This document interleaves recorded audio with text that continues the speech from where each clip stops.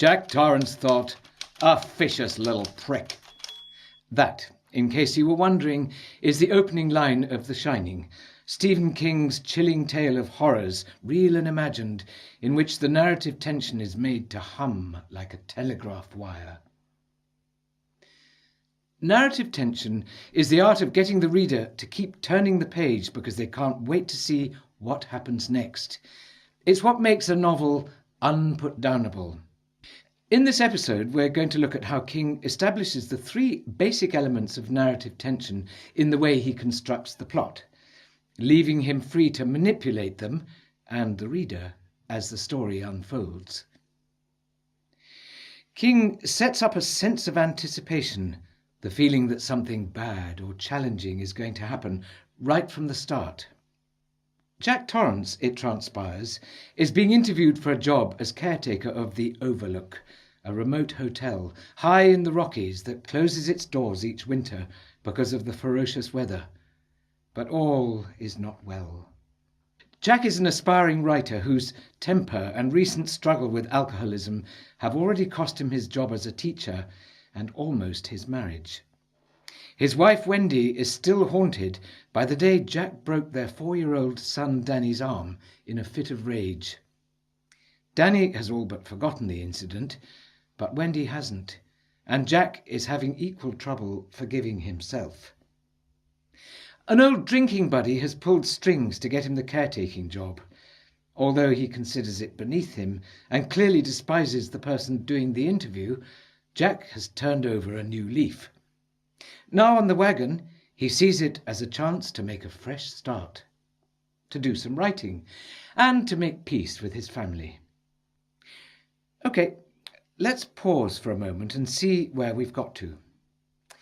A recovering alcoholic with a writer's insecurities and a violent temper in search of redemption.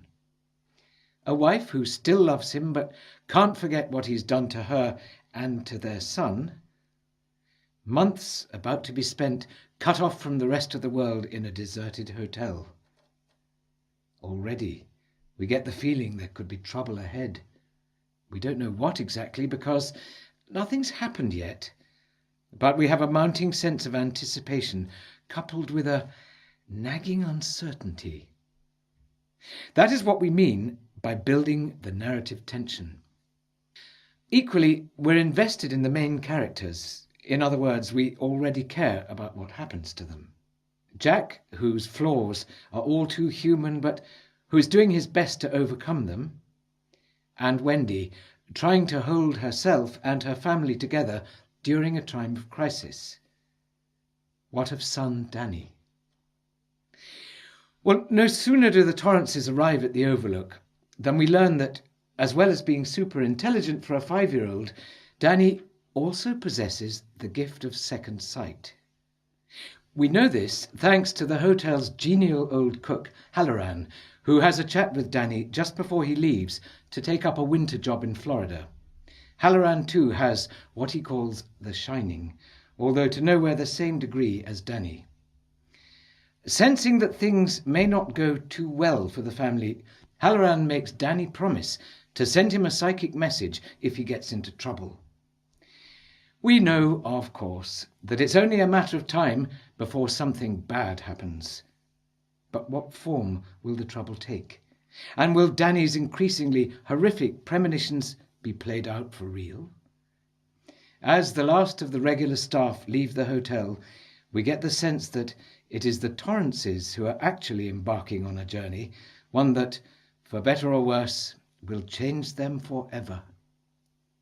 But now, King starts to punctuate this external narrative with the internal stories of the 3 family members, all of whom see things differently. Jack, struggling to lay his demons to rest. Wendy, still hoping things will work out, but fearful that they won't. And Danny, struggling to reconcile his supernatural powers with the hopes and fears of a 5-year-old child. By setting up the plot in this way, King has effectively given us 4 narratives for the price of 1. Narratives whose natural tension he can now manipulate like a virtuoso plucking the strings of a violin.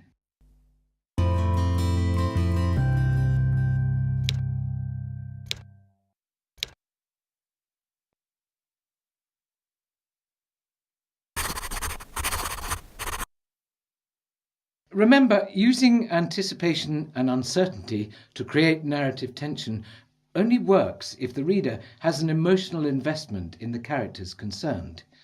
So, how does King achieve this in The Shining?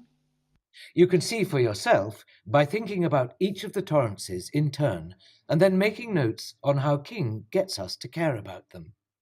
You'll find this is a really useful exercise when it comes to shaping your own characters.